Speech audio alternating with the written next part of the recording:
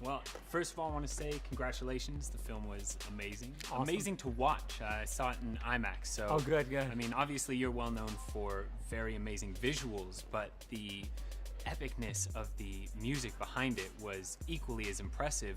What inspired you to bring on Hans Zimmer and Junkie XL, combining two completely different styles into one?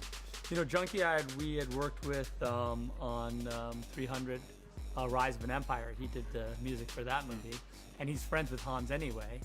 And those two knew each other, and and Hans, of course, did Man of Steel. And then when Hans and I started talking about, he was a little bit like, oh my gosh, I've been doing Batman. I did a whole 3-movie trilogy of Batman. It's a little bit scary to think of just having to think of another thing for Batman, although he did. So I think that was where the sort of partnership was born. Like, hey, my brother, come into this world of Batman with me. And the two of them, I think, really created an amazing. It's like funny because like as we go forward into Justice League, I'm like, I realize I have a Superman, Batman, and Wonder Woman theme already. So it's pretty. Yeah, I'm on my way. Ready to go. I'm on my way. Now, I know that you're a huge fan of Frank Miller. How did the graphic novel aspect of Batman, as opposed to just the comics, how did that inspire you with this film? Yeah, the thing about Dark Knight Returns that really inspired me with this movie was that when I read that comic book, the series, in '86, I was floored by it because I felt like it promised me it challenged and promised my fundamental notions about Batman in an amazing way, right?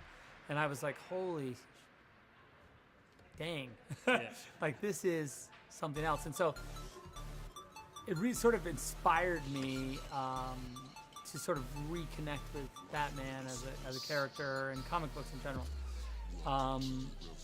And I had read Watchmen, the year before and been like, wow, this is crazy. It's just like comic books are just out of their minds right now. And taking a different turn. yeah, and it's, by the way, great. And so I think that like and the reason why I sort of wanted to homage that comic book in this movie as much as possible was to say thank you to Frank for sort of giving me back Batman in a way that I could understand, and it was modern and interesting and sort of like he was reborn, Yeah. And I think that though we don't follow that story necessarily, the imagery that I chose to try and emulate in the movie was a way of me saying, hey, thank you, Frank, for making my sort of aesthetic, singular, yeah. That's fantastic and good to hear. And I am extremely excited going forward with Justice League and Wonder Woman. And congratulations, what a film! And thank you so much for speaking with me. Oh, awesome, my pleasure. Great. Cheers, brother. Thank you.